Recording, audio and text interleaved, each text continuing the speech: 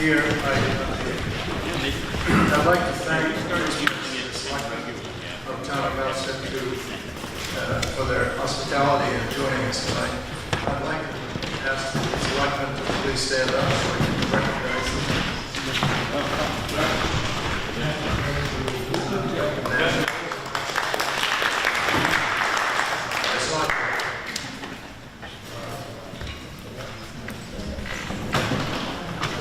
I'd like to ask if there are any representatives of the general court present. Please stand and recognize them.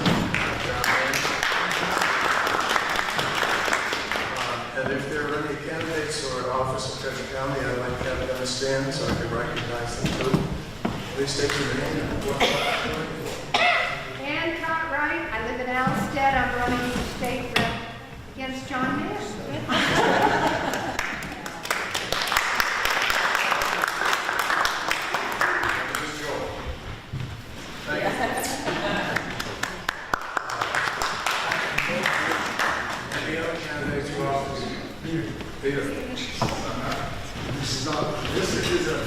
From Walpole, I'm running for county commissioner against Mr. Pratt in District 1, which is not including Alstead.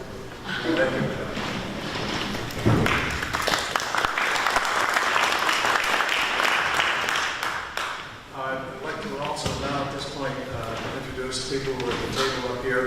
A lot of the staff or officers who have been involved in this. The first on the far end of this on my left is Jennifer Harris, who's the executive assistant to the nursing home administrator. Catherine Kindle, who is the Maplewood nursing home administrator. Cheryl Trombley, who is the finance director for the county of Cheshire. Jack Wasmack, the administrative officer of the county. On this end of the table, Jack Duggan from the Untitled Economic Development Corporation. John Hoffman, who served ably as the chair of the Neighborhood Task Force over the course of the last 14 months. Representative Charles Reed, Chuck Reed, who is currently a representative to the General Court, but has received the nomination of the Democrat Party for county commissioner and is unopposed, so we call him sort of a commissioner-elect. And Chuck Pratt, who is the incumbent county commissioner from District 1. I am Stone Rogers. I am the county commissioner from District 3, which represents Alstead.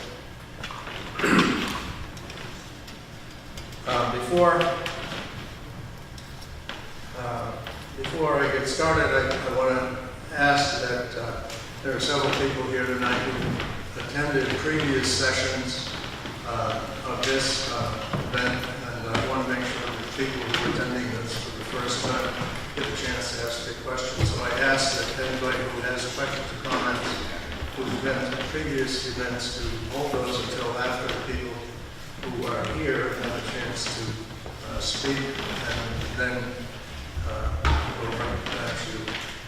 So, as we start, I'm going to introduce Jack Wasmack, who's going to tell you how we got to this point and why. So, by now most of you have heard that Maplewood, the current building, is 40 years old, and about 8 years ago, we started to poise the question of what we do when it gets to its 40th birthday. We started that by hiring an architect and some engineers to go and examine the building and kind of give us an assessment of the condition of the building and the sort of upgrades that they would recommend at kind of the 40-year mark in order that the building could be refreshed and so forth. So they did that, came up with some recommendations. Those are on the county website. We then hired a consulting firm to do an operational study to see if there are opportunities to operate the nursing home more efficiently. They had some suggestions, they had many suggestions, most of which we've implemented. And so we've then formed that discussion and decided that a task force might be useful so that members of the community could begin to discuss what the future of Maplewood ought to be. And the range of considerations for the task force was all the way from why are we even in this business to an entirely new facility somewhere in Keene. There's a lot of variation and a lot of different opportunities in between those two.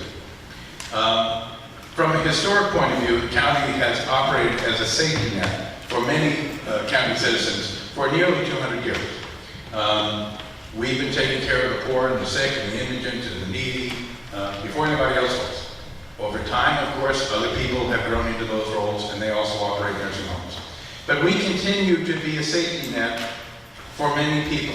Out of the 150 beds at Maplewood, and I imagine today's census might be around 138 or 100, over 40 of them are there because no other nursing home, no other facility could take them or would take them. And so the county continues to perform as a safety net because the care that these people need has to be provided. So it became clear to the task force, which met 14 times, that the county's role as a safety net remained important. The next question that they asked was, well, okay, if we don't have to be in the nursing home business, which we don't, what is our obligation? And up here there's a statute, simply says, you don't have to be in the nursing home business, but you have to pay for it. So whether or not the county operated a county nursing home, we have to pay for Medicaid residents who are in nursing homes. And it doesn't matter what nursing home they're in. Every county citizen who is in a nursing home and on Medicaid is paid for by your tax dollars, by county government. We got into this business a long time ago because it was cheaper for us to be a provider than merely a payer. That's not so much the case now, which is why we raised the question of, should we be even operating a nursing home? Do we need to do this? Given that we have to pay for it, do we need to provide it? The answer to that question from the task force point of view was, yes we do, because the safety net function is so important that our commitment to our citizens remains strong and should. So the result of the task force was some recommendations. And those recommendations were, as I said, stay in business, make some repairs to the building to continue on, but basically to establish a new campus following what you'll hear more of in a minute, the greenhouse model, which would be a new campus located in Keene. That would mean that the nursing home operation would leave Westmont. Not a small decision. So to talk about that, we have some people, John Hoffman, who's the chair of the task force, Jack Dugan from the Nanook Economic Development Corporation. We'll talk about what the greenhouse is, what it means, how we pay for it, how we get there. After that, I'm going to tell you about the second option, which is renovate Maplewood, stay where we are, do what we need to do. There are some major renovations that we can undertake there. There are good reasons for a major renovation, and we can dive into some of those details. The third option is wait. There's a lot of uncertainty in the economy. There's a lot of uncertainty with Medicare. There's a lot of uncertainty with Medicaid. And while those conditions, those situations would affect Maplewood no matter where it is, those are nonetheless considerations. And so Commissioner Pratt has offered or agreed to speak to that aspect. So there's really three things we're looking at. Move to Keene with some new campus called Greenhouse, stay in Westwood with some renovations to Maplewood, or wait, I'll just say it very generally, wait. Commissioner Pratt will talk about whatever he thinks that means. So I think without further ado, I'll introduce John Hoffman, who was the chair of the task force, and he will speak just a few minutes about what the greenhouse model is, and I believe we'll be able to show you a brief video that kind of shows you one greenhouse, and you get to hear from some of the residents about what that's like, and then he'll pass it over to Mr. Dugan, and we'll go from there. I'm going to speak just a few minutes about the greenhouse, but before doing that, I want to emphasize that the greenhouse option, or the greenhouse program that we recommended, that was our final recommendation, was never on the table when we began our work. When the task force came together, which was a year ago, August, it was an independent task force, and it's fair to say, I think, that none of us on that task force I certainly had never heard of the greenhouse. So we considered a lot of other possibilities for the configuration or reconstruction of Maplewood before we even heard of the greenhouse. We went through a number of major issues before even getting to that point, and I'm not going to repeat those. They're in our report, which is online, and I think many of you have already seen that and read the report. So I'm only going to speak briefly about the option that we recommended, which is this thing called the greenhouse. Now let me emphasize that greenhouse is simply a name. It's the name of a program and a way of a fashion of providing long-term care, that it's a much more compassionate and enlightened system than traditionally the way this has been done in the past. And for some reason or other, it's called the greenhouse. But I'm not talking about something where potted plants sit there and you sort of spray them with water. It's simply the name of a program. And it's a different way of providing long-term care is in comparison to the traditional nursing home configuration, which institutionally was the state-of-the-art when many of these facilities were built years ago. There was no other model for these, so they were built like hospitals. They look like hospitals, and in a way they really operate like hospitals. And any of you who have been in them know that they have that feeling. It's an institutional feeling. If you go into the traditional nursing home configuration, you see long corridors, narrow corridors with folks here and there scattered around, maybe strapped into wheelchairs, no sort of common rooms, and it really has that sort of institutional hospital-like feeling.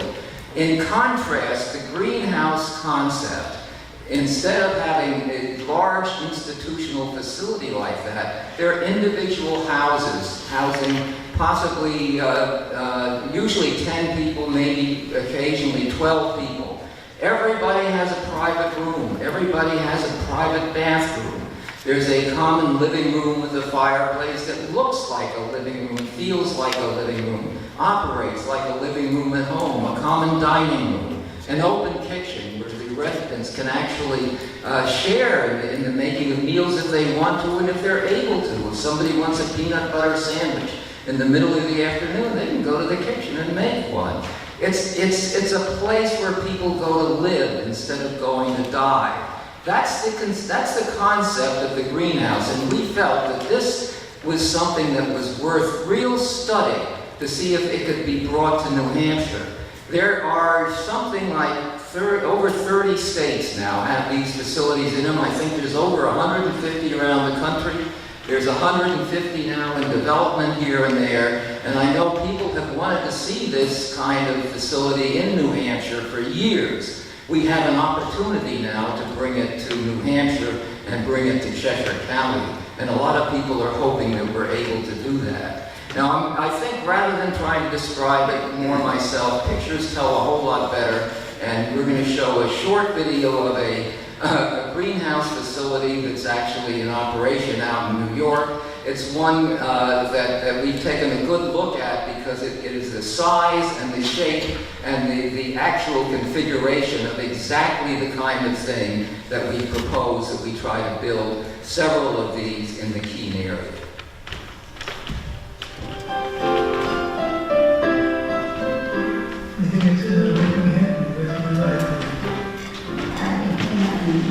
My life is much better. I thank staff that you're mostly dead and dead. So we get a chance to feel that strong relationship. Welcome home to the St. John's Green. greenhouse home. The moment you walk in, it feels like home. Comfortable chairs and a fireplace in the family room. Cooking in the kitchen. Laughs and conversation at the dining room table. It is our family. We consider each other family. And it's the whole idea of greenhouse is to make it like home. Everything is cooked right here in the kitchen. It's amazing. Each St. John's greenhouse home is home for 10 elders and are built with all the elements needed for senior living care and support. Elders have their own individual spacious rooms with carpeting, windows, and private bathrooms. I think my bedroom was very pretty. I think it was very, very well done. I have all of the equipment I need for taking a shower or washing in any way. So the biggest thing is the pace. You're not tied to when the food truck comes, when the med cart comes. I think basically we're more in tune with the elders and their rhythm of the day. The suburban residential setting has the look and feel of any other neighborhood home. They have a screened-in porch and a beautiful backyard. You can take a leisurely break or do some gardening. I can get outdoors and see the grass and the trees. We got 3 different kinds of beans, and we're gonna let them grow up the fence. There are 10 different bird feeders, and we just love to be out there. Each resident receives St. John's quality care for nurses and staff. Added space, privacy, and comforts make visiting loved ones even more special. I love this one. It's like you're going to their grandmother's house or grandfather's house, and they feel more comfortable. I entertain them here. I have my friends come here. It's a little bit more private, and you get to meet everybody she's living with, and it's like visiting her home. From the staff to friends and family, and most importantly to the elders, St. John's Greenhouse Home is truly a place to call home. Living here in the greenhouse, it's basically like you're at home.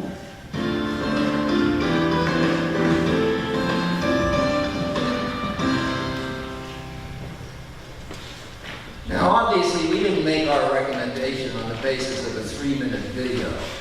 But when we discovered this configuration, this system, we thought it really deserved a lot of attention and further study. So we went to visit several of them. We met, whoops. This thing's still, am I still, nope. All right. Technical.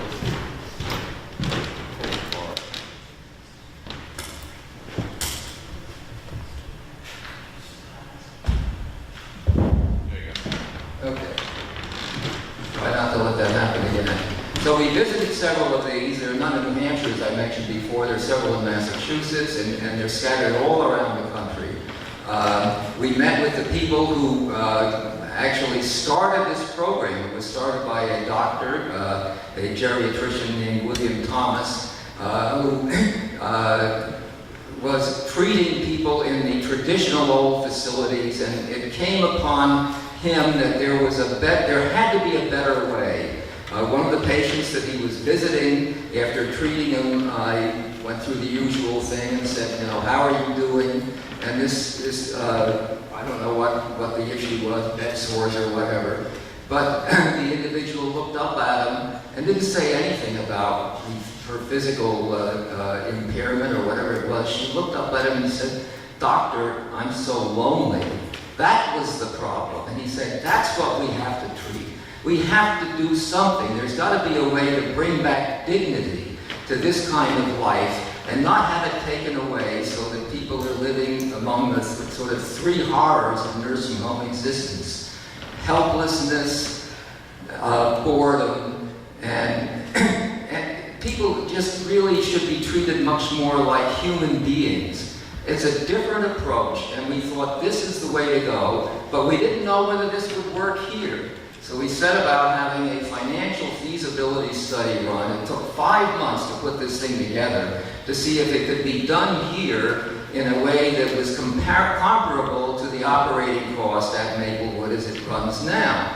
And after that period of time, it was an immense amount of work that was put into that. The conclusion was that the operating cost for a greenhouse for the configuration of patients or residents that we have now would be roughly the same as it is at Maple, actually a little bit less. We also studied the question of the capital cost. What would it cost to construct such facilities? The one that you saw in the video was the model that we looked at for the actual construction cost of those facilities.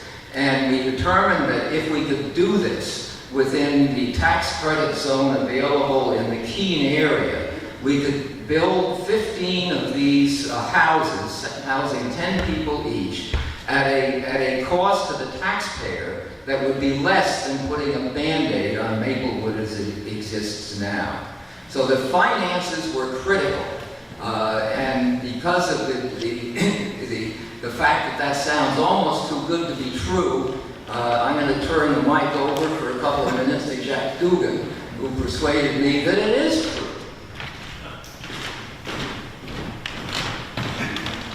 Thank you, John.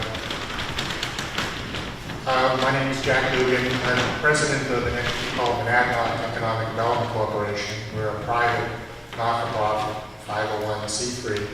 Our office is in Keene. We're the region's economic development group, so we've done projects across the region. The way we accomplish projects is we either make loans to businesses to help them grow and create jobs, or we redevelop or develop property. And I was not a member of the task force, but when the recommendation was leaning towards building a new greenhouse project in the area, I was asked to come in and talk about potential creative funding structures to help make those homes you saw there a reality. And I guess because of some of our more recent experience in downtown Keene with redevelopment projects, specifically the new courthouse that we developed, in the east of the state, that we accomplished with New Markets tax credit funding, I thought that would be a good program that we could see if we could apply to this model at a site in Keene. Now, what New Markets tax credit is a federal government program that tries to encourage, through the allocation of federal tax credits, community and economic development in certified low-income census tracts. So throughout the southwestern part of the state, there are 4 qualifying tracts. All of the town of Hinsdale, all of the town of Winchester, and then 2 tracts in Keene. And we may actually have a map of Keene that can show you where the eligible census tracts are in Keene. This doesn't actually break down the 2 tracts, but to put this in perspective, this is Central Square right here. This is Main Street. It's 101 going east and west. So, if a greenhouse could be built in that tract, then it would qualify for these tax credits. And the tax credit is actually a very significant tax credit. It's 39% of an entire project. So, what the task force outlined to me, and this is the project we were asked to put financing together for, was the purchase of land, again, in an eligible New Markets tax credit census tract, the construction of 15 10-resident homes. Each of those homes, by the way, is about 6,700 square feet, including porches and a small garage space. Construction of 1 administration building, again about 6,700 square feet. And the purchase of new furniture, fixtures, and equipment to outfit all of the new homes in the administrative building. And last but certainly not least, the funding of pre-opening training costs for the employees who currently work in Maplewood and Westmoreland who need to be retrained and so on to work on the greenhouse model. So, when you put this stuff together, you come up with the sources and uses. And the way it works out with the New Markets tax credit deal, specifically the deal we're talking about tonight, the sources is a bank loan, Now, with that bank loan is actually not borrowed by the county. That bank loan is borrowed by us, the not-for-profit. What we do is we create a subsidiary for-profit to take advantage of the tax credits and bring in a partner who would buy those tax credits in return for investing equity in the project. So a bank loan to us, not the county, a number of grants, community development block grant, community development investment program tax credits, and private foundations totaling about $2 million, and then just under $10 million in equity. That represents the sale of those tax credits to that private for-profit entity that becomes our partner. So the total source is just under $30 million, and that builds the entire complex.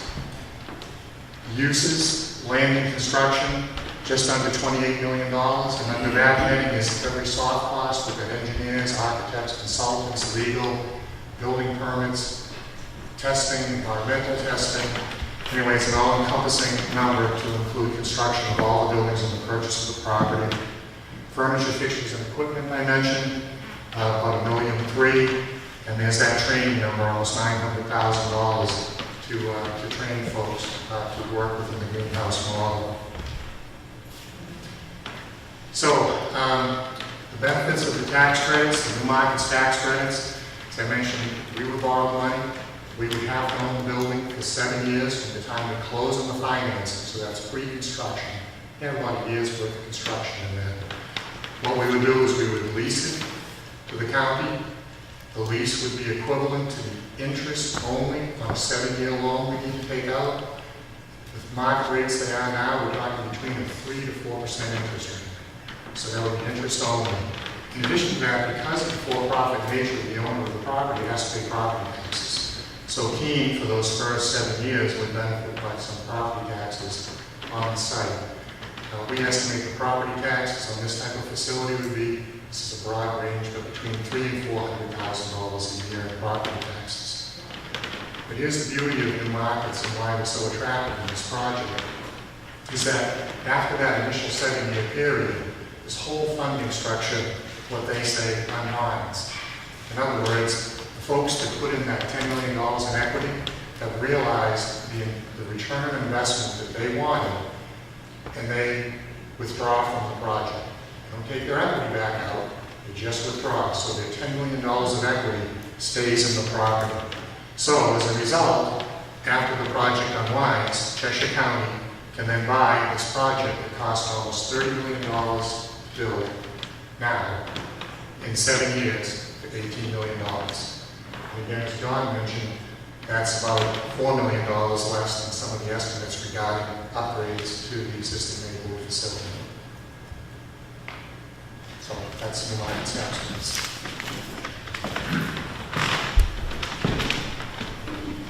The other aspect of the greenhouse model is what it would take to operate it. You've heard that it's the equivalent of Maplewood, more or less. Just spend just a few minutes to drill down on how we calculated that. I'm going to have, I guess, Cheryl probably was the finance director, and Catherine Kindle talk about the sort of work, the depth of detail that went into creating a pro forma operating budget for a greenhouse model. Good evening, everyone. What I have here is a feasibility model financial tool that was provided by the greenhouse people so that we could go through and identify all the operating expenses that we have to consider to end up where we ended up coming up with a $2.4 million deficit. Ultimately, we use the expenses and the costs that we use to run the current nursing home, but we have to look at it a bit differently in areas of things such as staffing, and also being Keene, there'd be certain things like water and sewer that currently we're producing in Westland, but we would have to pay for it in Keene. I do know that there was some question about the insurance. There is a line for insurance. Currently, our insurance that we receive from Primex is a combined property and liability. So I didn't break it out. There's just one line for insurance, and I can point it out later. But this tool, literally took us through everything that we had to consider, and then we also backed it back to our own budget to make sure that we weren't forgetting anything. This particular particular feasibility study is on the internet. There is an electronic version, so if you go to the county website, you can actually look through all of this. The profit and loss summary that you see at the end, it does add for an inflation factor for each years after year one. The inflation factor is a 3% expense inflation and a 1% revenue inflation. So when you see the cost of year 2 going up and 3, it's because of an inflation factor that's been built in. So I will allow Catherine to speak a little bit on the staffing, the differences in the staffing that you see in this type of model in comparison to the way that the nursing home currently operates. Good evening, everybody. I know I have a low voice, so perhaps Judge SPS, can you give me a signal if I'm not speaking loud enough? Would you be able to help me with that? So the differences between the two models, if you look at the way Maplewood is constructed, as was mentioned, it's a very hospital-like model, and nursing homes have been operating a very health-focused medical model for some time. Over the past probably 10 years, the industry has been asked to look at changing itself, reinventing itself from a hospital-like model to a more social kind of a model and approach. But what you're doing is you're putting a square peg in a round hole, or whatever that saying is. Because at the end of the day, we have long corridors, and we have a tub room that's centrally located. So if you need to get to that tub room, you need to go down a long corridor covered in a bath blanket, and I don't think it feels as personal as it would, as you saw in the model here, as if you were in your own room and went to the shower right beside your bedroom. It's right in the same place. But as to the staffing, people ask about, well, staffing, how does that happen? In our current model, we have what we call licensed nursing assistants. In the greenhouse model, it is called a shahbaz, it's the singular version. A shahbazim is the plural.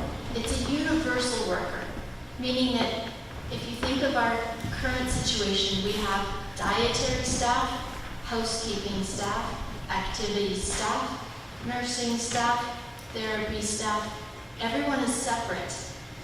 The notion of the shahbazim is that you have more individualized resident care, and the universal worker is trained in how to do the cooking and the light housekeeping. So instead of having all of those different departments, the shahbazim takes on more of that responsibility. That said, there still are all of the therapists with a full complement currently. You still have your physical, occupational, and speech-language pathologists at this new model. Instead of us having a therapy gym where we have to move residents from a long distance down to the gym, you have a home-like model. Therapists are trained in how to deliver care even in home-like models, so that part doesn't change. When we studied this, we did see some of the greenhouse models that have a specific rehab focus. In those homes, instead of having a den, they convert that into a therapy gym. So when we proposed this, we looked at making 2 of these homes into the rehab model and changing the den more into the therapy gym. But you still have staff and activities, you still have staff and maintenance. But the philosophy changes, so instead of walking into a hospital-like model, you walk into a home model with a very personalized care. So the bigger difference is, it's the change in having, instead of dietary staff, it's the shahbazim, the universal worker, that helps to prepare the food right there with the residents right in the present. So that's just kind of an overview of the difference, and that's all in the feasibility model, all of those same staffing patterns.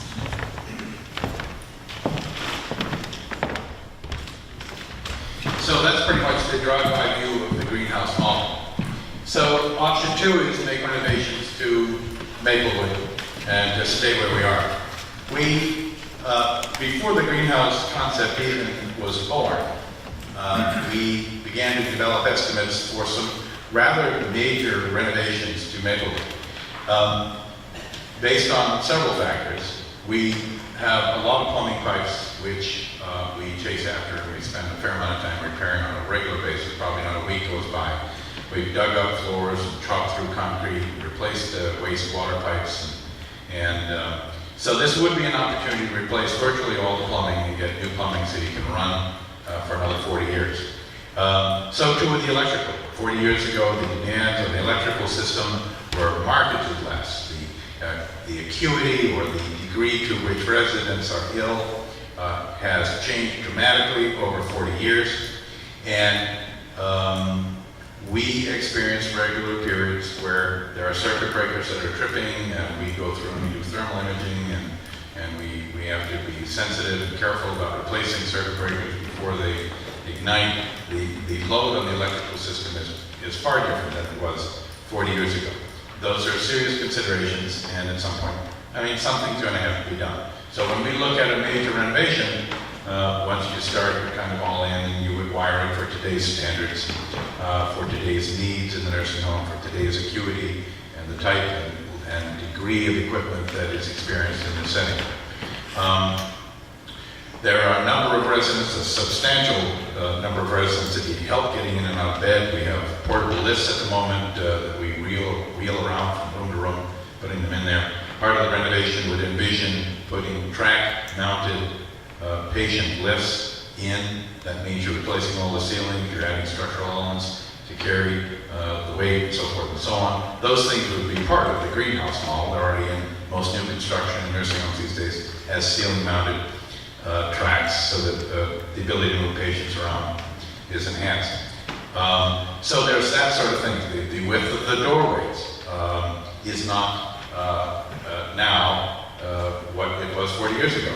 So it really is a relatively substantial, I'll say, gutting of the building.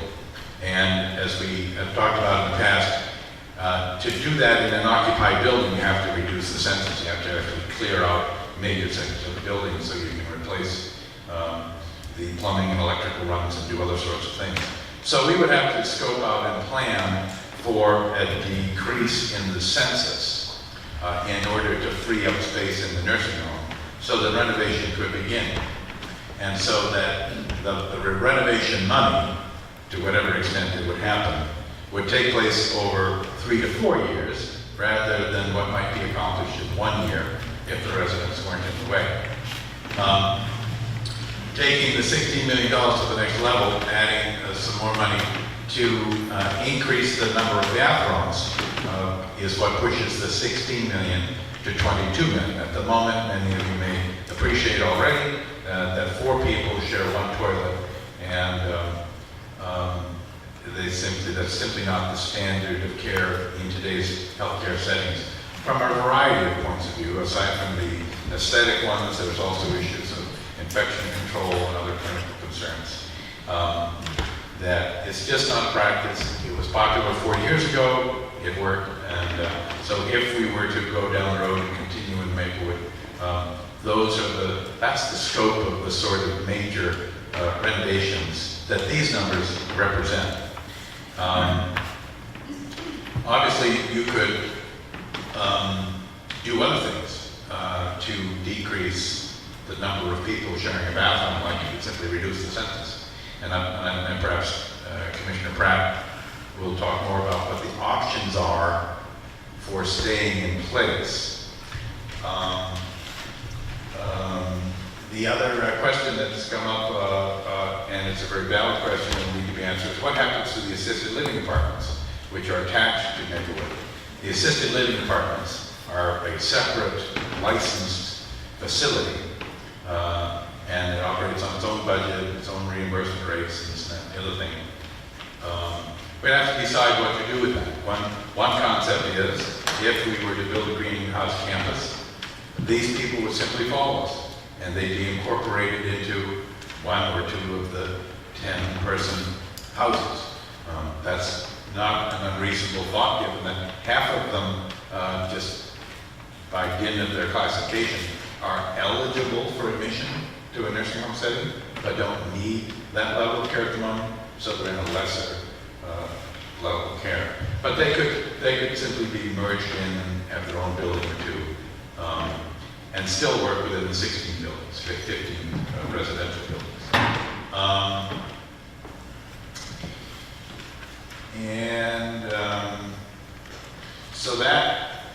So that really talks about the renovation. We have been putting about $325,000 a year into Maplewood in capital improvements on an ongoing basis, just to keep things up. We could do more than that, subject to appropriation from the delegation and a tolerance of the taxpayers to fund it.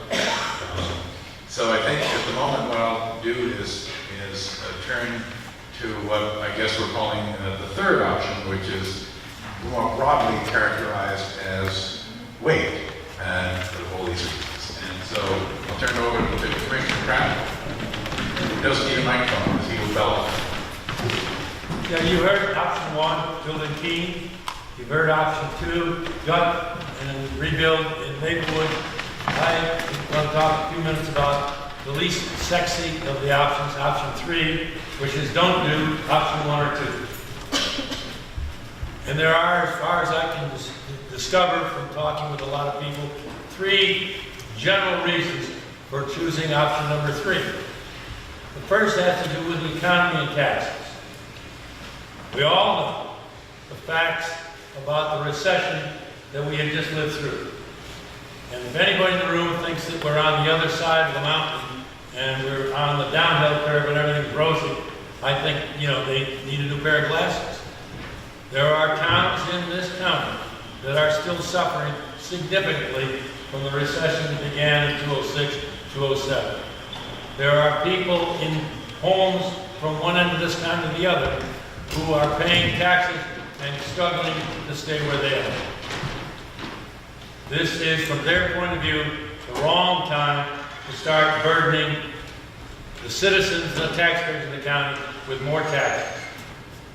And the fact is, whether you take 1 or whether you take 2, from day 1, you are adding $1.5 million to the tax burden of taxpayers in this county, which is about a 7% increase before you do anything else with the budget. Before you have to deal with vast increases in the state retirement program, which we've been dealing with, before you have to deal with insurance increases, payments to the employees. So let me tell you that for the last 3 years, we've been very fortunate, but we've worked very hard to decrease the tax is to be raised for the county in each of the last 3 years in Cheshire County. They have gone down, not up. That's not easy to do. We're dealing with the budget now, and to keep it at 3% is going to be a Herculean task. But once you start building a 7% base in to begin with, and that lasts for the next 20 to 25 years, and over the cost of A, greenhouse, or B, the government adds 20 to 25 million additional taxes to the taxpayers of the county, you've got a significant economic nut to try to swallow. And it is the responsibility, these people argue, for the commissioners and the delegation, not only to take into concern the residents, the 150 residents of Maplewood, but the thousands of taxpayers in Cheshire County. So that's the first argument. The second one, the best I can describe it is, it ain't broke. And if it ain't broke, don't fix it. Maplewood in its present state is a 40-year-old building. It is structurally sound. It is structurally, it has plumbing problems. Any of us who are over 40, whether buildings or humans, you get to have plumbing problems. I mean, it goes with the territory. We're sitting in a building which is twice that age, and it doesn't have all the bells and whistles. But kids in Alstead are getting a damn good education in this very school. So, and over the last 10, 15 years, as Jack said, we have been putting money each year into capital improvements to maintain Maplewood. It has a new roof. This year, we have money, which I don't know, we may even be doing it as we're sitting here, to put a new roof on the boiler. a few years ago, we put in chillers. Now, chillers are not up state-of-the-art air conditioning, but they cool the place somewhat. Are there days when we are too hot? Probably, right? But you know, people have learned to live with it. We have 4 buns to a bag, but we've had that for 40 years. And folks have done pretty well for 40 years. So, you know, when you say that we got to build A or we got to build B, we don't got to build A or we don't got to build B. We may want to, we may like to. If we had the money, we probably would. But you need to consider the time and the fact that nobody is going to be suffering if Maplewood stays as it is for the next few years. That's the second argument. The third argument is we don't know what's happening in the medical world in this country today. All you got to do is turn on your television and you can see ads that say, by God, we're going to cut the ACA or Obamacare is like, you know, the day after the 4th of November. Well, they probably can't do it, they can't kill it, but they could start it. Yep. And you have no idea. We are in the middle of an absolute overturning of the way in which we pay for health care in the United States. Where it's going to shake out, how it's going to finally shake out, I don't know. If there are some people in here that know, really know, I'd love to sit on in your side yard and listen to them try to explain it to me. We have enhanced Medicaid, which is adding thousands, hundreds of thousands to the Medicaid rolls. So the government has said, don't worry, we'll pay for it. The government gives it, and the government takes it away. So I don't know whether all those new people on Medicaid will increase the size of the pie or make the slices thinner. We have, as we said in a couple of the earlier meetings, a tsunami of senior citizens, the baby boomers, that are coming along. And at a certain point, political reality will set in Washington because these folks will be voting and they're going to say we have needs. And just like the folks a decade or two ago, whatever it was, 40 years ago, I'm getting older, said, you know, we're moving to the suburbs, we got to have roads. And the state said we can't afford it. And the feds came along and said, fine, we'll pay 90%, the state pays 10%. It would not surprise me at the least if in the whole nursing home field, in the whole senior citizen care field, the federal government came along and said, we'll pay 90 and you'll pay 10. And so before you run down the road and pick up a $30 million overall price tag, which is what A or B will cost, you may want to just take a little time and sit back and say, let's see how all this sugar's on. Let's wait a minute. I mean, Maplewood isn't going to fall down in the next 5 years. It still has good care. I have not heard one Maplewood resident say, move me out of here, so far. You know, if you don't have the money, and your car is getting kind of old, and you go look at the new one, they're pretty, they're nice, they have new bells, new whistles, this and this. If you can't afford it, maybe the smart thing to do is not go into debt and drive it around, but just let the old one run for another year until you have the dough in hand for a new one. So wait, listen to the taxpayers. It ain't broke are the 3 reasons that I've heard why we should not adopt A and not adopt B.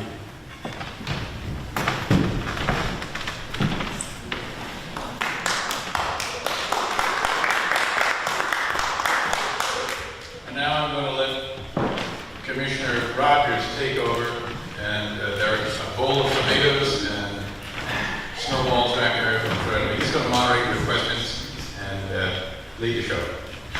Thank you. As I said before, if you've been to one of the previous meetings and you've asked questions, please hold off until people who want to be here for the first time have a chance. The gentleman here.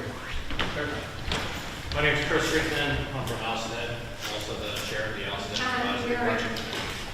Want to use the mic? You might want to use the mic. Need a mic? My name's Chris Regan. So I actually have three parts to this question, or one question in three parts. Has a cost analysis been performed of maintaining a government-provided nursing home versus paying for private sector rooms? And if so, was this bid or retail pricing? That's the first one. Maybe you want to address these as we go? I think probably better to do it. Okay. Okay.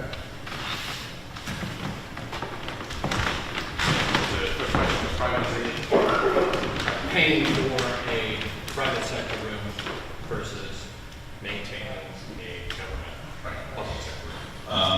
Well, as you may know, we already pay for Medicaid residents in other nursing homes.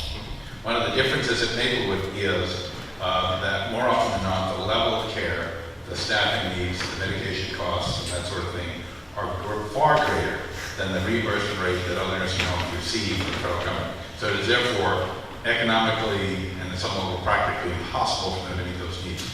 So if we were to, I'll say, privatize or send these people out to other nursing homes, in all likelihood, you would have to pay them an additional subsidy, in much the same way as you all subsidize Maplewood now, to cover the costs of the exceptional care that these people need.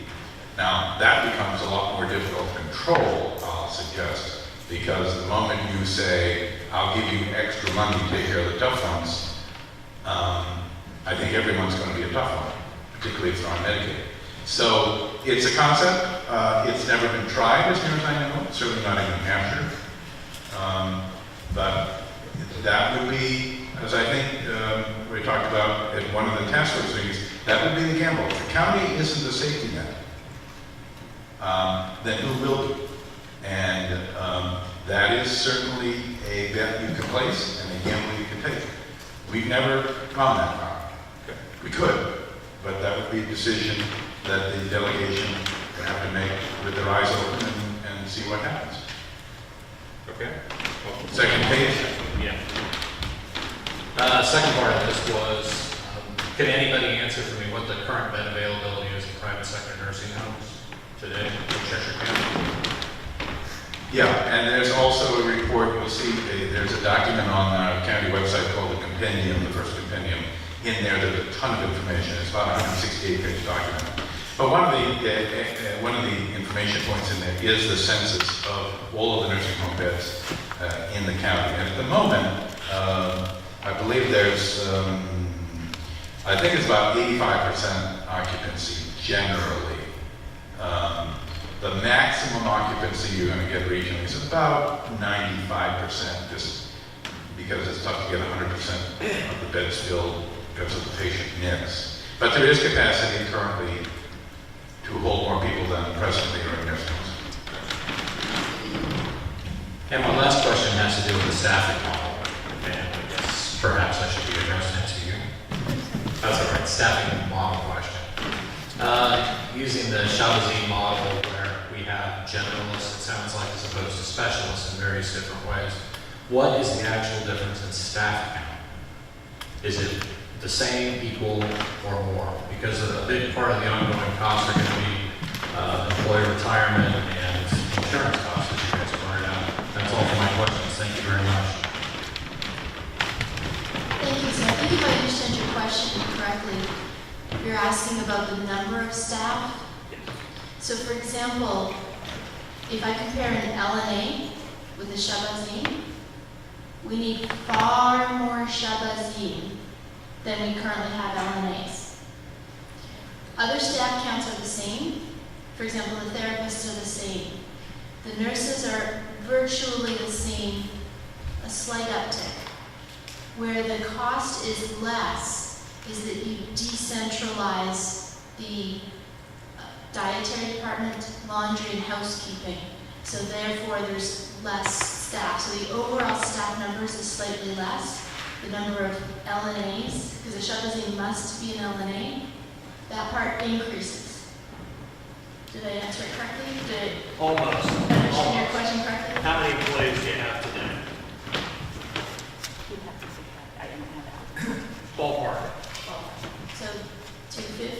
250. Under the shahbazim model, how many would you have? More than 250? It's less, slightly less. Okay. That answers my question. Thank you.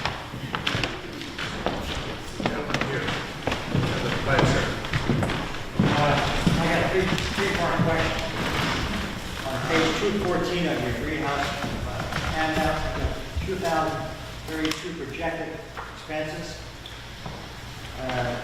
show a 5% increase per year in expenses with a 4% increase in revenue. Why can't we make that 4% and 4%? Why can't we control the cost better to keep the projections going up and up and up? Can you just show me that for a second? Are you talking about the graph? It's the Maplewood nursing home planning for the future, page 2. Yeah, just let me see the picture for a minute. Yeah, what those projections are based on, what we did is we took, I believe we took 10 years of history. Yeah, we took 10-year historical figures on both of those and just projected those out. And we figured if the past was any indication of the future, then those trends would continue. Now, will they? I don't know. But for the last 10 years, those growths for revenue and those growths for expenses are real. And one of the reasons why the gap or the deficit increases is because the Medicaid reimbursement rate, the amount of money that the legislature appropriates for nursing home care, has not increased at the rate inflation would require. So, for example, in the mid-1990s, 1994, for example, Maplewood actually made about $15,000 profit. Didn't require any tax subsidization from you people at all. But as the state budget began to plateau, as there were increasing concerns over the size of the state budget, the cost shift, and I think you all are familiar with cost shifts, state to local, came down to the counties. So that the counties began to pay more money to operate the nursing homes than they used to. That trend has been increasing. The state used to pay us $1 if it cost us $1. Now they pay us 50 cents when it costs us $1. And so that's why those two lines continue to diverge, because I don't have any sense, and I don't think anybody else does, that the state budget for nursing home care is going to increase anytime soon. The trend seems to be just the opposite. And in fact, with the implementation of Medicaid managed care in the nursing home setting that is intended, it is budgeted to spend less money tomorrow than yesterday. So that's why those lines continue to diverge. And I'd add to that, that's the same payment reimbursement rate that we get, or system is applied to the residents in private nursing homes that we pay for. So if a resident in a private nursing home over here is being reimbursed at a certain rate, that business is taking a loss on that patient. It does not encourage private business to take on Medicaid people. And so they have to control the number of Medicaid patients within their facility, because if they exceed a certain percentage, I think that percentage is about 70%, they're losing money, and the private business cannot lose money. So that affects the type of patient that they are able to handle. Yeah, I have another question. Yes, on the greenhouse model, what is the guarantee we will be able to find land in this tax credit zone? And the second part of that question is, did anybody consider doing a greenhouse model in the existing building? Like colleges have dorm rooms where they have a common eating area, common lounge, and bedrooms off that area. As to the existing building, the land there is not in the tax credit zone. That they could be done there, but the cost would be the full cost. As to the greenhouse land, I'll ask Jack Duggan. The We have actually identified a site in Keene within an appropriate census tract. We negotiated the price for it. We're trying to purchase an option. So if sometime down the road, the county delegation, the county commissioners decide to go ahead with it, you can exercise the option to buy it. If they decide not to, let the option go and do Maplewood. Now, to make it clear that the county is not the one seeking that option. The county has not spent any money on an option. So where is this donated money? $500,000 donated money? I don't know what you're talking about. It's in your proposal. The sources of funds summary Yes. indicates $500,000 value of donated land. That's a little mystifying. Yes, I can actually address that. Oh, wonderful. If the, no, she's, Okay. I mean, you can report it. what you need to do is you need to get, you can't take, if you buy land, you can't take the land and then put it into a greenhouse structure. You have to monetize it. So the idea is to monetize it, to get it into the structure, so you can get tax credits based on the full value of the land. And that's basically that represents is monetizing the land, getting 39% tax credits on it. And at the tail end, at the end of the day, it actually doesn't get bought with the 18 million. Does that make any sense whatsoever? It started to, and then I lost you in the part. Yeah. Let me see if I can give you an example. We built a courthouse in downtown Keene. What we did is we built it on land that the county already owned, right next to the former courthouse. There was a parking lot. There was an opportunity to get tax credits based on the value of that land if we could monetize the value of the land. In other words, if we could come up with a value, borrow money against it, and put it into the market tax credit structure. In that particular instance, what happened is the county actually loaned us money to buy the land from them so that we could get tax credits. When we sell the courthouse to the state in about 5 more years, in that instance, we paid the county back for the loan. So they got paid for the land, now they'll get the money back.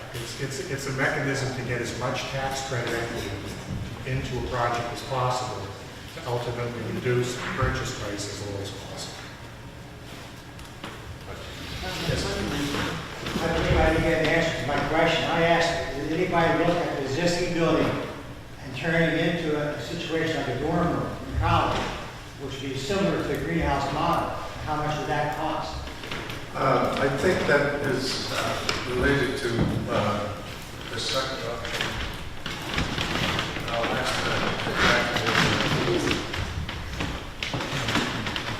I think the short answer is no, because I'm not sure how that would happen. Now, that said, the greenhouse is a proprietary kind of profile. I mean, Catholic Charities owns about 11 nursing homes around the state. They actually renovated one of their older nursing homes to be more home-like. They didn't use greenhouse. It isn't like it's the only thing out there, but they did renovate their older building in an attempt to make it more home-like. We haven't looked at that because, again, at some level, we're at the very beginning of this whole conversation. But if there was a decision to stay in Westland, or if there was a decision not to go to Keene, then a whole new range of discussions would take place on, okay, we decided to stay in Westland, now what do we do there? And those options change. But that would be a whole new discussion. If we're going to stay in Westland, what do we want Maplewood to look like? How do we want it to operate? What do we want the census to be? I think another part of the question, but another part of the answer is, if you convert these rooms into dormitory rooms, if you convert these rooms into single rooms, there are 75 bedrooms there that currently occupy two persons and 2 rooms per toilet. None of the bathrooms currently meet the too small interior, and all of the doors are wrong, and none of them have bathing facilities. So if you were to convert these into private rooms, you would lose half the capacity. So you'd lose the capacity down to 75 residents, and we currently have 138 to 142 in the parish that we there was a new nursing home built in Carroll County, up near Ossipee. It is not strictly greenhouse, but it's very close. It has several units connected by corridors and a common large room. That is a brand new structure. It's impressive, but it's also moderately expensive to do it. How much money? Mr. Graves. A question for the chairman of the committee, then I'll kind of get to Mr. Pratt. Was the committee unanimous in staying behind the greenhouse, the study committee? Is that everybody? I can answer that. Came to an agreement or whatever, that was the best? Yes, the question was, did the task force vote on the greenhouse proposal? The answer is yes, and the vote was unanimous. Thank you, that's what. Mr. Pratt, maybe you drew this short straw or something, but when we were play acting, we're here to discuss that. You did a pretty impassioned plea for doing nothing. Was that just because you had this, someone said this is your job to explain that, or is that how you actually think? I didn't say it. No, I couldn't tell.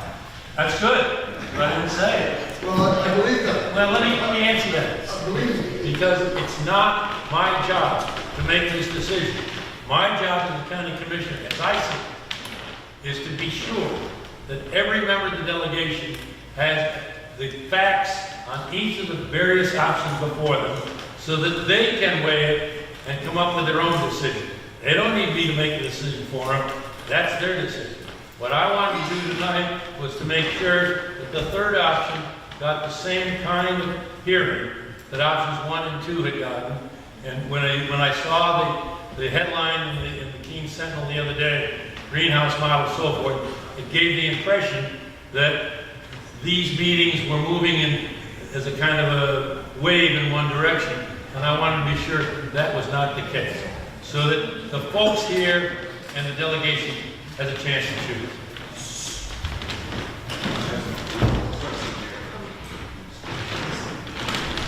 I'm sorry. That was just one more simple question for the commissioners is, will you get the vote on it, or does it go straight to the delegation?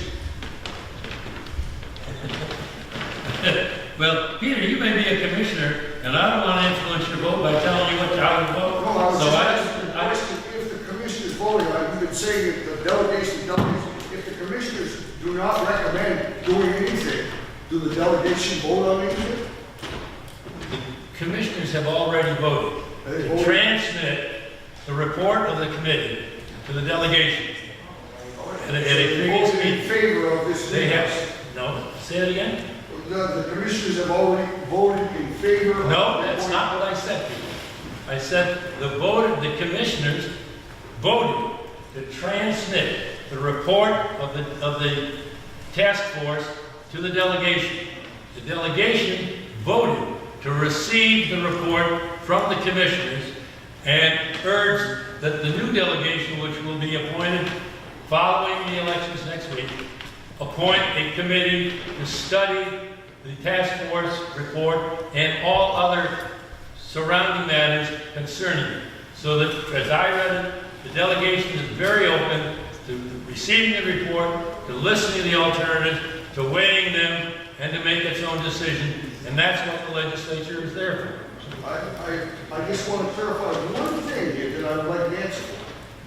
Do the delegation vote on this greenhouse thing or other options without a vote of the commissioners? I'm just trying to ask whether it's you, me, or whoever it is. Do the commissioners have to pass this commission goes over the commissioner's head and say, we want this, even though the commission said no. Delegation is the legislature of the county. I know there, thank you. Right?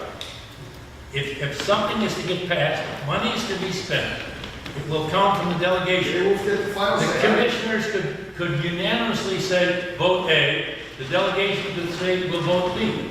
That's their prerogative. The commissioners could say, we recommend C. They say, screw you, we're taking A. That's their prerogative. Or the delegation, the commissioners could, which is my position, but not necessarily that of my colleagues, say, we're not taking a position, that's not our job. Our job is to give you the facts, to help you in your decision making, and we will do what you decide to do. That's my position. But I want to say again, it's not necessarily the position of my colleagues. Am I clear? Sort of. And I would add to that, the commissioners have not yet made any decision to make a decision on that.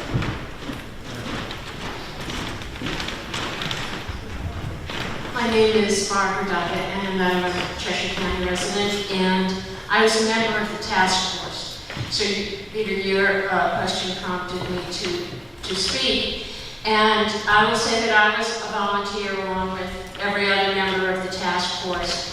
And John Hoffman, who was the chair, was very careful in trying to include people from anyone who would have any interest in what happened to Maplewood nursing home. So there were people on the task force who had loved ones or family members in Maplewood at the time. There were people who had, in the past, had loved ones or family members there. Then there were many physicians and nurses who, collectively had spent decades caring for the very people that we're talking about. At every meeting, and there were 14 meetings, I'll tell you what it was like to be on this task force. There were 14 meetings over a year period, at least 14.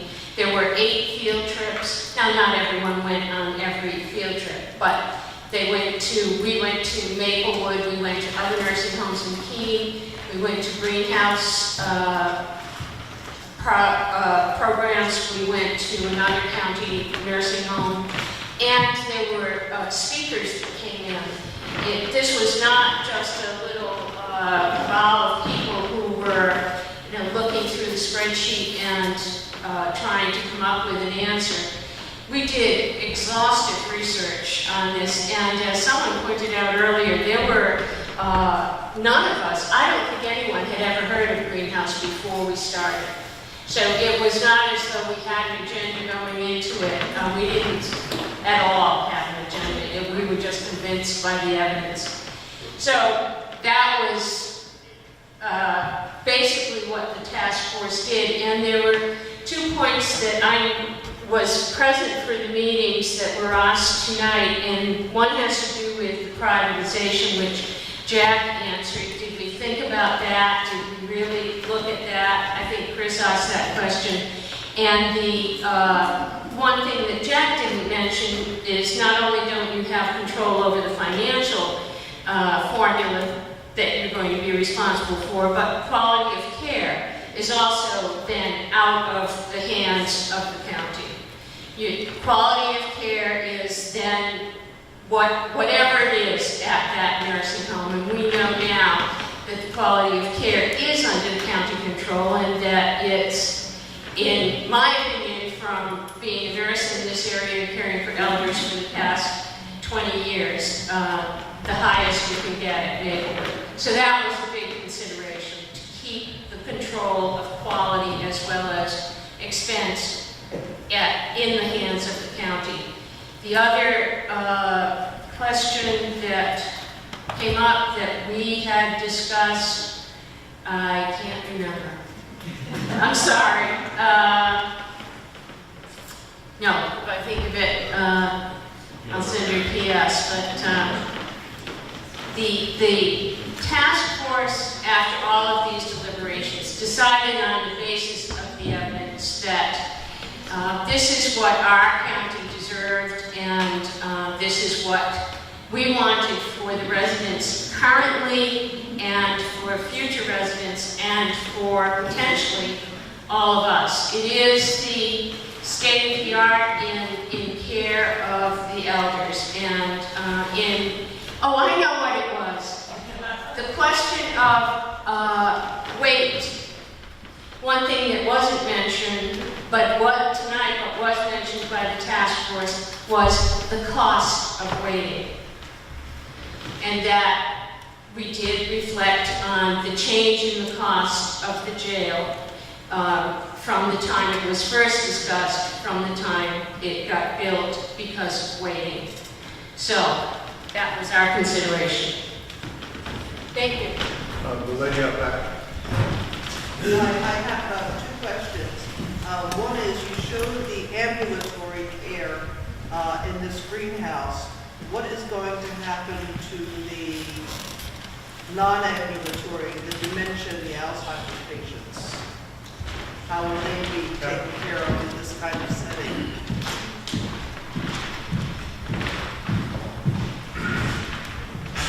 Thank you, it's an excellent question. When I first started to see this greenhouse model, you do see residents that look more functional, and I think sometimes folks who are in advertisement, they want to show the prettier side of life. And the reality is, if you come up to Maplewood, you see an awful lot of residents who are really dependent on every aspect of care, meaning that they need a mechanical lift to get them up from bed. They need a full position recliner that supports them in every aspect of what they need when they're out of bed. They're at bed level toileting, which is what we would call it nicely. And we might need to feed them as well. So completely total care.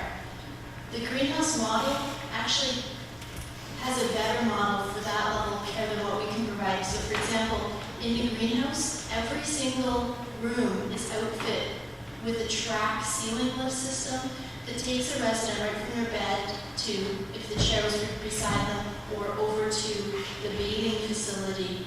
Now, the other second part of the question that I heard you ask was about residents with dementia. The last time I took a look at the resident diagnoses at Maplewood, over 85% of our current residents have a diagnosis that would give them memory impairment either now or we would expect to see a memory impairment with that kind of a diagnosis as it progressed.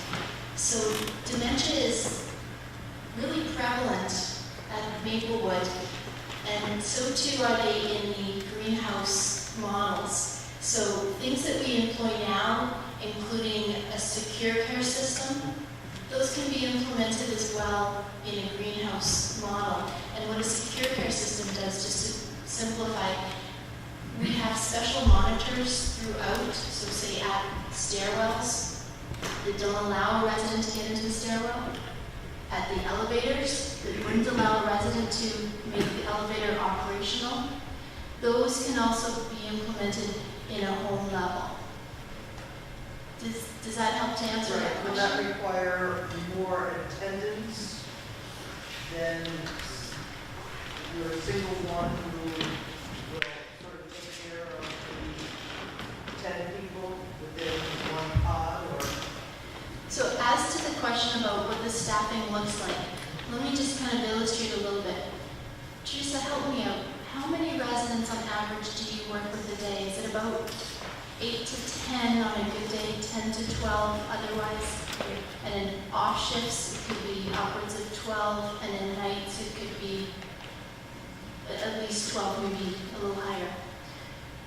In a greenhouse model, you have 10 residents, and on a day shift, you would have 2 shahbazim on a baseline model, plus half of a nurse. I'm not sure exactly how that works. I imagine it's a nurse goes to one home for a certain portion of the day and the adjacent home for a certain portion of the day. When Cheryl and I worked with the greenhouse people, clearly they want us to buy into this concept. I don't think they liked working with me, to be quite honest with you. Maplewood had some pretty difficult residents that we work with, and I wasn't comfortable with the staffing levels that they were suggesting. I pushed back tremendously. I really suggested in taking a look at the current resident mix that we needed a little bit more robust staffing than what the greenhouse model would have suggested. So in the numbers that we show you, it really is a slightly higher level of staffing than even greenhouse would have recommended. And I got those numbers not only from studying the model, but from calling many, many greenhouses throughout the country, all the way up to Seaward, Alaska, to get an idea of how do you do it there? Because in Seaward, Alaska, they do have a 4 10-bed greenhouse model that takes care of residents with behaviors. Because Maplewood, we do have a special unit called the atypical unit. That some people characterize it as a dementia unit.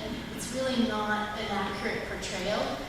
It's a unit where residents display some strong behaviors, aggression towards one another and or other staff. Did that help answer that question? Yes, it did. Thank you. I have one other question, and that is a private patient that's in Maplewood. I've heard that they pay, or about $100,000 a year for their care. What does the government reimburse for your Medicare and Medicaid? Okay, so your question with regards to the payer sources, so if I oversimplify it and say you've got 3 basic payment sources, forgive me, Cheryl, because I know it's more, but what private pay resident is charged $302.50 a day, so you're right, that's upwards of $110,000 a year. Medicaid today pays me $168,000. So Medicaid pays us $61,000. Now, the other question about Medicare, if you have a Medicare benefit, you've had a hospital stay, you have upwards of 100 days if you qualify for that care. On average, we're averaging, say, about $425 to $450 per day in reimbursement.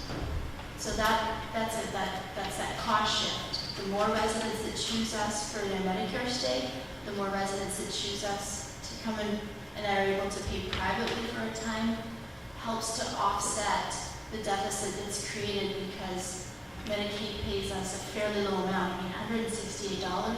If you take a family of 4 out for a meal and out to the movies for popcorn, that's about what you're paying per day. You've got to take care of a resident's whole being in that one payment. So good question.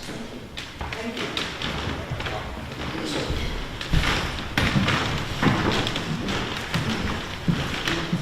My name is Dr. Bob Ingram. I was on the task force and I recently retired after 35 years as a primary care physician in Dartmouth, Hitchcock, and Keene.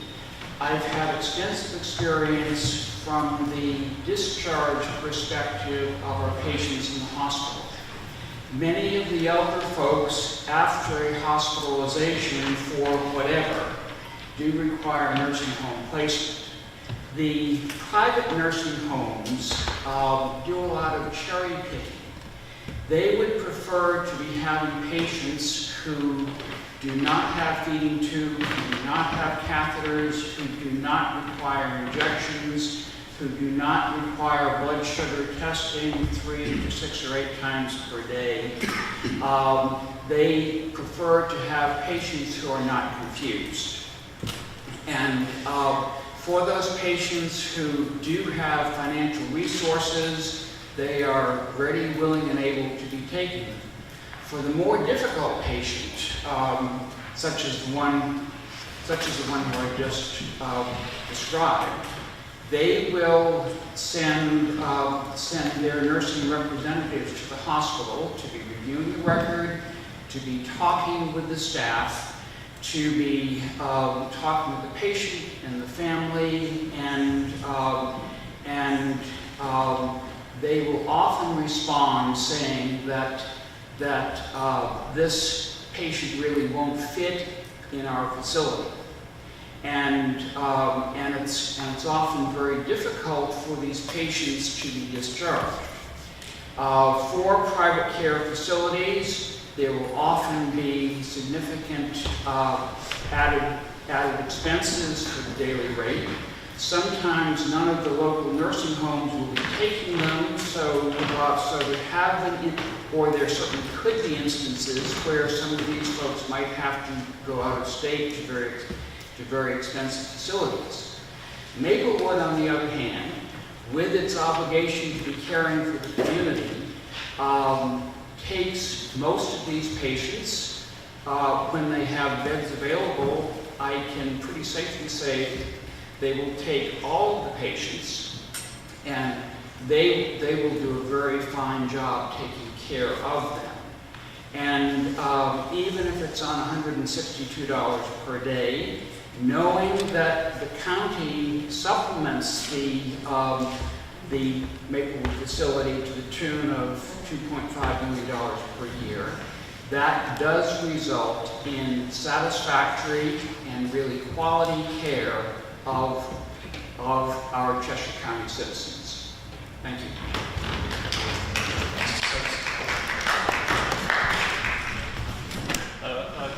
A couple things. First, some underlying facts. Since I became selectman 15 years ago, the aggregate number for tax arrears in Alstead was around 130,000. That number moves around some. We selectmen check that every April 30th as sort of not the best day, but a consistent day to check that every year. That number has increased $400,000 in the aggregate back taxes in town. In the state, I'll try to make this quick. I see New Hampshire in the future sort of being two states. Everything north of Concord and everything west of Concord, Manchester, Nashua, except Hanover, being a place, and everything south and east of Concord and 93 being a completely different place. The way the votes go in New Hampshire for governor or anything else, that southeast corner makes all the decisions. Locally, in Cheshire County, we have Keene with an industrial tax base and a retail tax base and a residential tax base. In towns like Alstead or others like us, we have a residential tax base. That's it. We have nothing to spread it around. Last year at our deliberative session, our budget was cut from the floor 8%. And right after that, the tax cap was added 3%. It will be 3 more years until we can have a budget that looks like last year, if we're lucky. Now, we have said at the select board level that we can run this town on any amount of money. It just won't look the same. Every budget line pays for something, and every budget line that is not funded doesn't pay for that anymore. So this begs a question. When will the jail be paid for in terms of an Alstead taxpayer? And what would happen if we built a nursing home then? And a separate question is there a greenhouse facility built in this country by private money? I think the answer to the last question is all of them. Okay.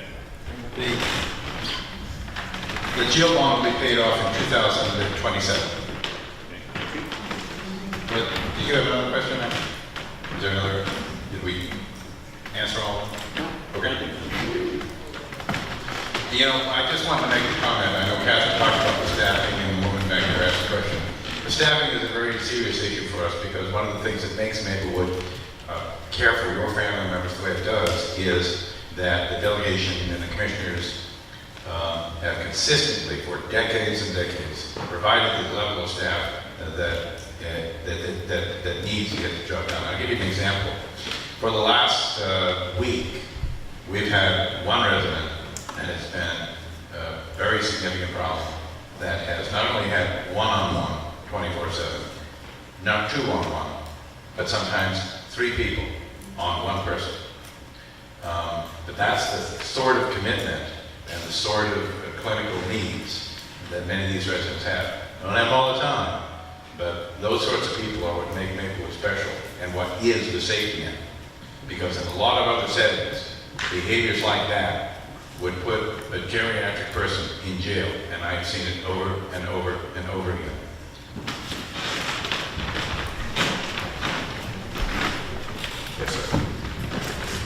compare the size of the current Maplewood to the size of the 16 buildings in the greenhouse concept?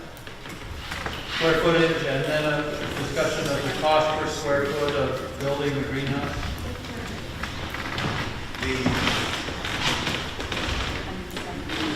The current nursing home is about 70,000 square feet. If you build 70,000, yeah, a little more or less 70,000.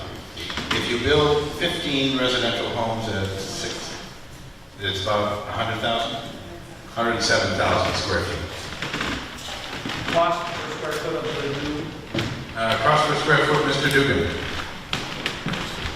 30 million divided by, So divided by 30 million. I'm talking just the pure construction costs of the whole Yeah. project. All in. Construction is about 210 million. About 280 a square foot. Is there any room in the greenhouse concept to be not quite so roomy and luxurious and still provide what's needed in such a lovely way? That may be a Hoffman question, but my recollection of the greenhouse model is they want you to adhere to the fidelity of the program. Just to say, if you're going to buy into this greenhouse operating profile, you buy it all the way. That said, you could build cottages of your own design and make them whatever size you want. But as to the greenhouse, my understanding is it is a program, you buy the program, you administer the program, and that's what you get. Is that? Who is the they? Whoever it is that owns or operates or sells the greenhouse model, maybe Mr. Hoffman. Answer that. No, they're not cookie cutter, and so the individual design can vary. And I suppose you can make the rooms a little bit smaller. That hasn't even been worked through yet. The models that we've been looking at are basically the one that you saw there. And I suppose you could make those rooms a little bit smaller and it would cost a little bit less. The architectural process, let me go back a step. The proposal here, and I want to emphasize this as strongly as I can, the task force recommended to the county commissioners and to the delegation that they study this further. This hasn't been worked through all the way. What they've said is that this is the direction in which we think the county should go. But it requires a lot more study. There hasn't been any architectural design done yet, or actual costing. These are basically models that we think make sense, but there's a lot more work that has to be done. What we're asking, and what we propose as a decision from the delegation, is they say, yeah, let's see if this works, and work through. There hasn't been that architectural design done yet. So that, we're not asking for some final decision from the delegation that this is what's going to happen. What we're saying is, this makes sense. If we can do this, this is going to be good for the community, and it's consistent with the values of this community that everybody that lives here thinks they cherish. And if that's the way we want to go, let's see if it can work. That's what we're recommending. But we're not saying, okay, this is the cookie cutter that we're asking you to vote on. That needs to become. Now, it may be amusing to some people to think that we haven't come to all the conclusions yet, but we put an awful lot of work in this for the last year, and we're proposing that a little more work might lead to a result that would be very beneficial to a lot of people in the community. Every one of you out here is not getting any younger. The statistics are that something like 70% of people over 65 are going to need some kind of long-term care. And that means you and me and everybody here. Nobody wants to go live in a nursing home or literally spend the rest of their life in one of those traditional facilities. Have you been in one? Have you seen what it's like? Would you like to be on one of those corridors, strapped into a wheelchair, incontinent for the rest of your life? Or would you rather be in a place that's more like home, where you have your own bedroom, your own bathroom, with a small number of people that you can share your life with? Getting back to a question that from the back of the room, by the way, regarding Alzheimer's, one of the greenhouse facilities that we visited was all Alzheimer's. And when you went in there, you'd never have known that. It was almost like walking into a B&B. Now, the people in there all had Alzheimer's, Many of them advanced Alzheimer's, but you didn't have the sense that they were sitting there strapped into a wheelchair waiting to die. Thank you. I think answer is also that the square footage of one of these houses is 6,700 square feet. And Jack gave you the square footage for Maplewood. I think a major difference in the square footage is in the greenhouse model, these are individual rooms as opposed to Maplewood, which has 2 people per room. So that automatically sinks. The size of the rooms actually in the greenhouse is fairly equivalent to the size of the rooms in Maplewood. The other thing that may drive a newer building versus a building that was constructed 40 years ago is there are square footage requirements for each resident. And so, unlike 40 years ago, a greenhouse bathroom is going to be easily twice the size of the bathrooms in Maplewood because that's the code today. The square footage per resident has to reach a certain calculation. And so it could be that the overall footprint for each resident, has to total up to a certain aggregate square footage. 40 years ago, it was different. Now, it may be changed. So it isn't necessarily that they're building Taj Mahal in order to have the nice spacious rooms that people don't need. Most of these projects, because listen, somebody has to pay for these, are driven by the requirements over square footage and utilities and function and that sort of thing. And they're all pretty much driven by standard. I suppose there are private facilities that can get people in with tons of money and they can build a great big, more space than anybody needs. My personal experience is that isn't what happens. You build a minimum square footage required by regulation, and then you figure out how you're going to pay for it. So 6,700 square feet is for 10 people, that meets the current requirement? I'm going to have to presume. Yeah. I have to presume that there's an additional one.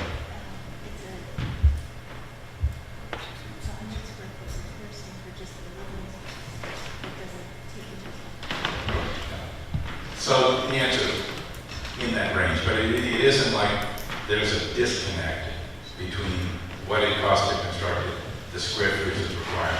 At the end of the day, all of these have to be paid for. So there is a rationale to it. Another difference is that these are smaller buildings, so that their use is more flexible.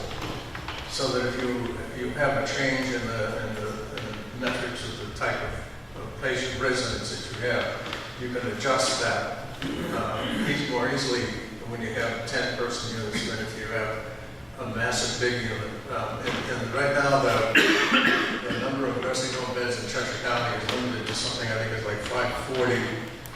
That cannot be increased absent some major change. That's by state regulation. So if in the future, when this expected baby boom thing happens, if in the future you need to build additional, say another 10 units, you're able to do it at a much lower cost than trying to adjust and add to the tall concrete, brick and steel structure that has no give to it. So that's part of the concept also, that it has flexibility both up and down. 20 years from now, if you lose the need for 10 beds, you can downshift that and convert that smaller building more easily to other uses than you can 10 beds in the middle of a large concrete steel and brick building.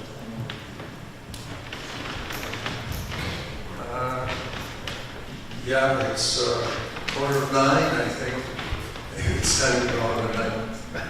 I do want to make one more comment. I want to thank Bill Stacks over here. Bill has been filming these events both out of his interest and our request. And he's been there, been a real trooper, been engaged here every night, brought his own equipment, doing this, and is providing us the clips that will wind up on the website. But I do want to make sure we thank him.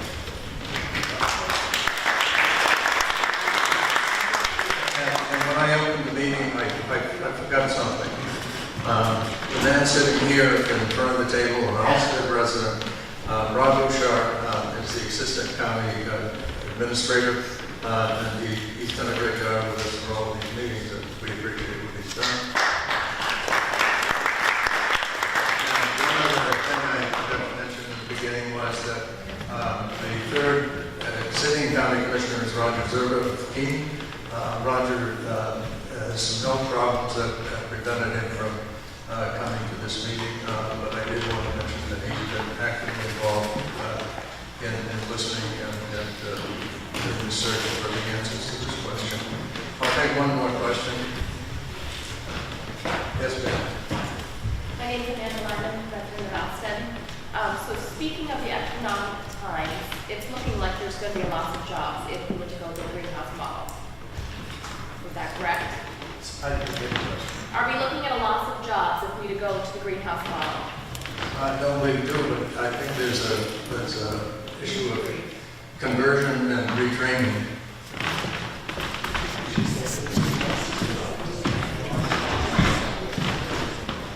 The short answer is yes, there is a net loss in jobs, but for the most part, what we need are more LNAs, so more staff to be trained as LNAs.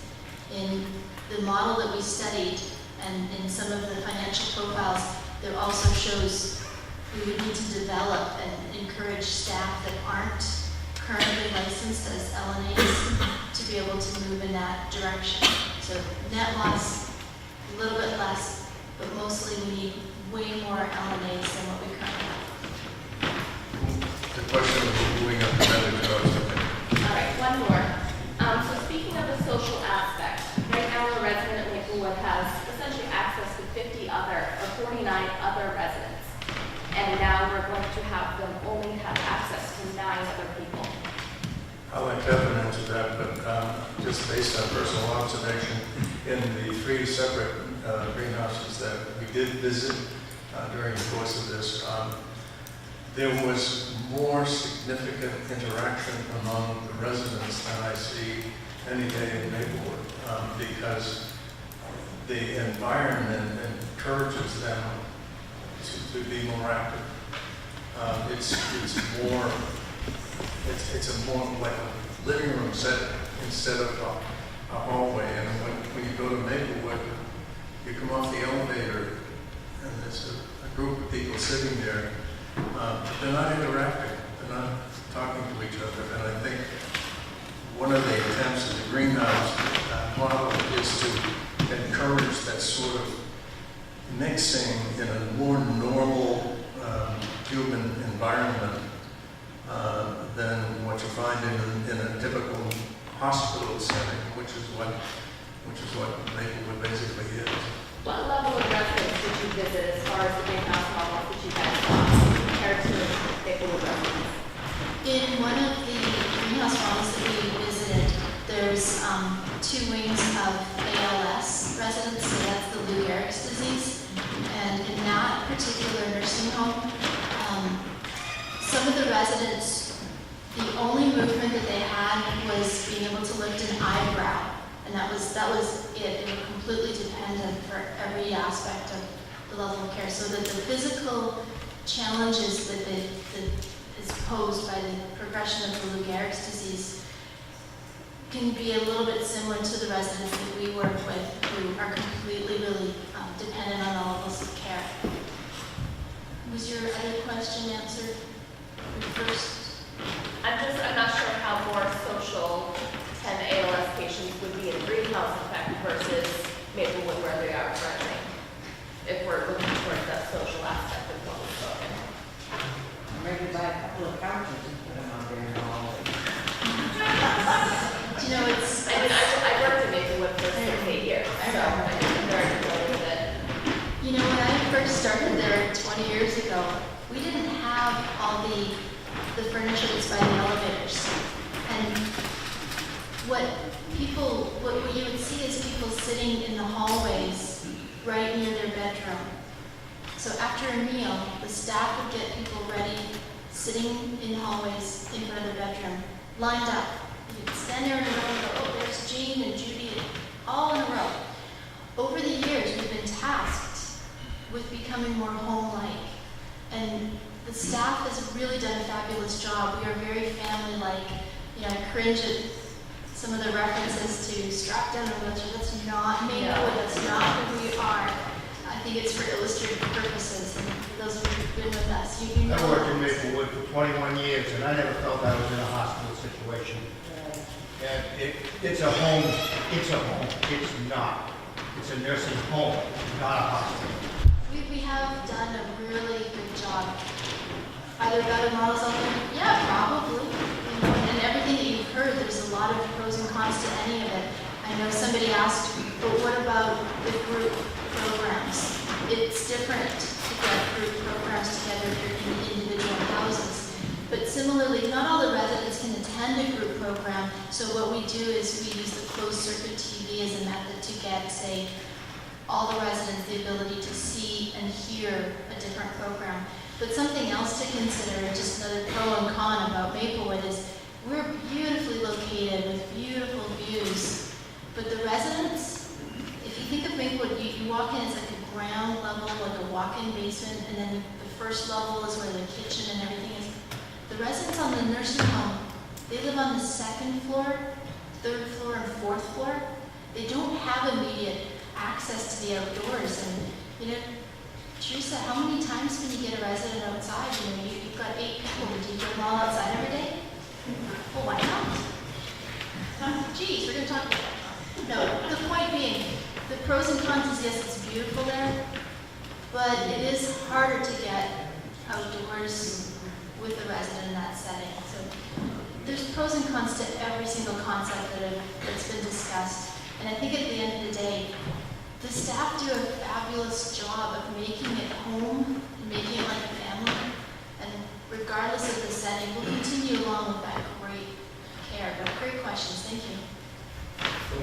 I want to thank you all for coming. And I've got, we've had somebody taking notes in the questions and comments, but we also have. The other meeting went the line. Can we take a couple more questions? I'm sorry. The other meeting went the line. Would you mind taking a couple more questions? Sure, question. Going back to what Mrs. Kindle said about not being able to get outside. The last meeting, we were looking at a 5-acre piece to buy that we're going to put 16 buildings on. Is that correct? No. Well, it's a much larger tract of land, minimum amount. It's 70 All right. So they're going to be spread out in the buildings. Yes, yeah. But it'd be in proximity, hopefully, so that then people could get from one to the other without a great deal of trouble. Yes, sir. I waited, I've been to the other meetings. I just want to make a statement that, you know, your $30 million, it sounds good. But I just figured taxes and interest is going to come to almost $1 million by the end of 7 years. And it does include the transfer cost, the assisted living cost, because you've got 20 people in assisted living, 138, that's more than 150 beds. You're only allowed 150. And the old facility, you've got, haven't any plans for that yet. Land preparation for the new one, because 80% of the land use show is in a floodplain in Keene. And the land that isn't in floodplain needs to be prepped. Water and sewer, it's going to be costly. And the other thing is that Social Security is going to get a 1.7% increase this coming year. Clothing is already up 1%. Meat and fish are up 10%. Food is 1.3% overall. And medical care costs for seniors is up 1.9%. They're still going to be hurting. And what I don't understand is how we can justify taxing the middle class and the seniors.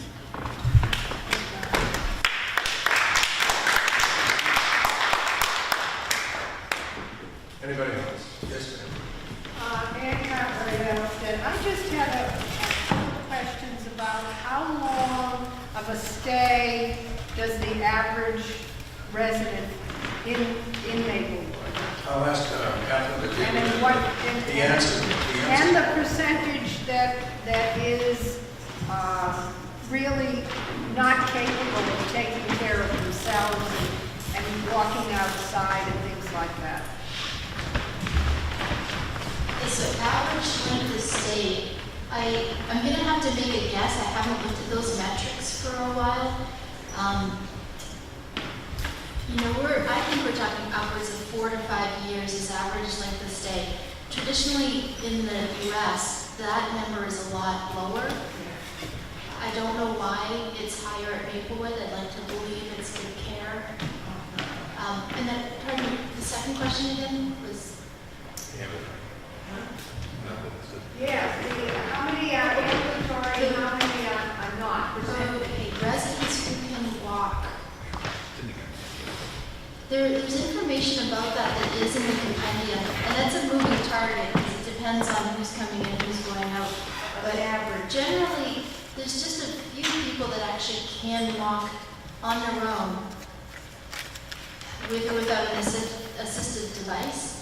So I would say we probably have, I don't know, less than 10 people that could independently get to the elevator and be able to get outdoors right now. Does that help to answer, Elizabeth? Yeah, the Maplewood is mainly people who are in great need of quite a bit of care.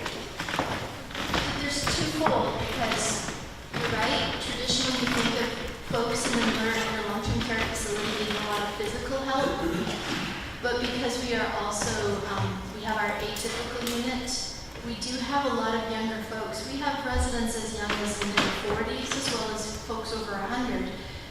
Sometimes the residents in the atypical unit are physically quite functional, but have a lot of difficult behaviors to manage. They may hear and see things that we don't hear and see in our reality. Not to say that it's not true to them, but there's different reasons why they might need 24/7 care. Does that help illustrate that? I don't have my reading glasses. We took a snapshot. This data happens to come from December 13, 2012. And it does change, obviously, every time somebody's admitted, the profile changes.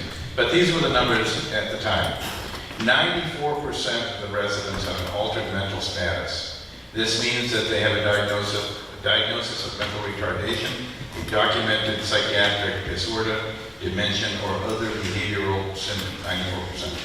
90% are unable to bathe themselves independently and require assistance by either one or two staff members.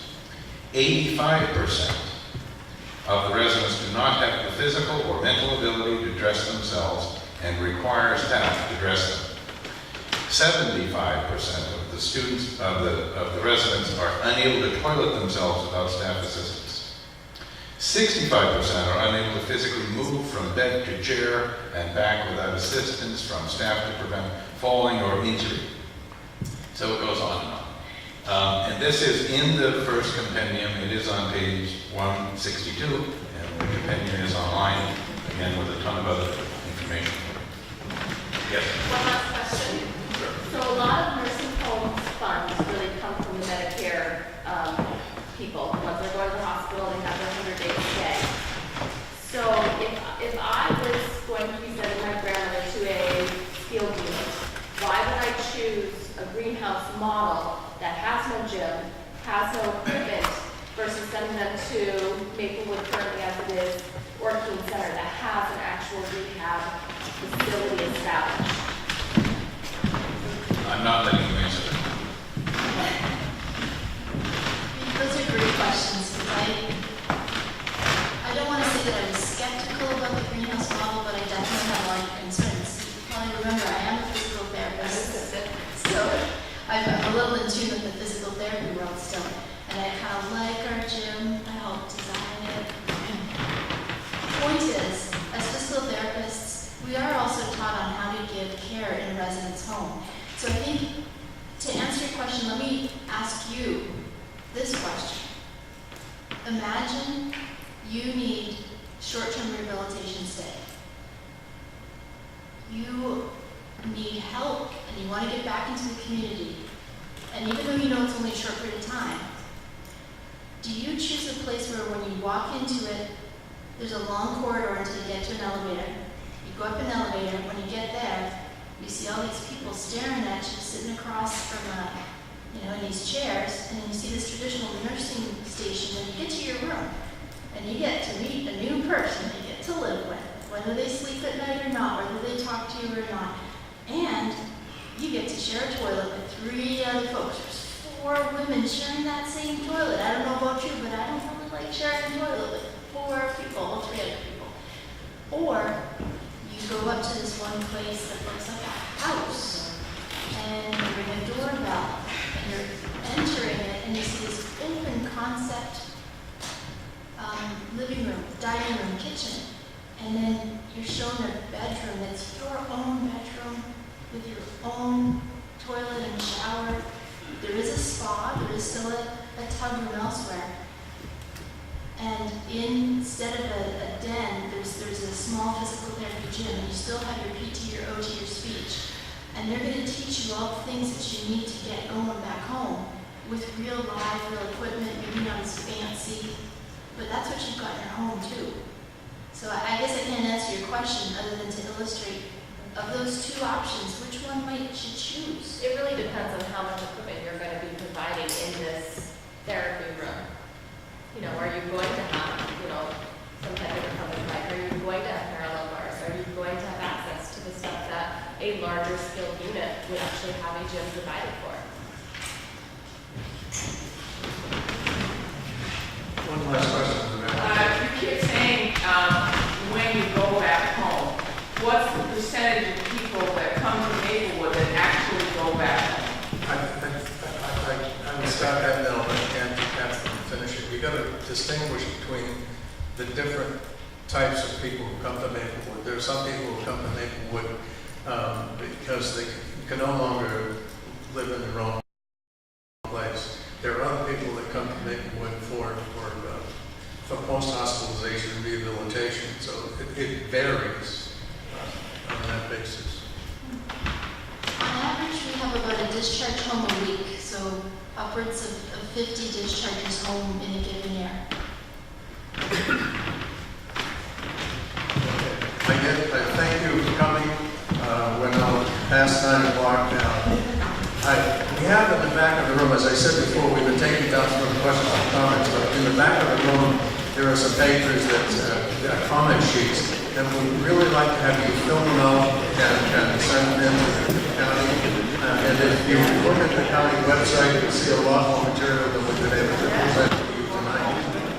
So, county website.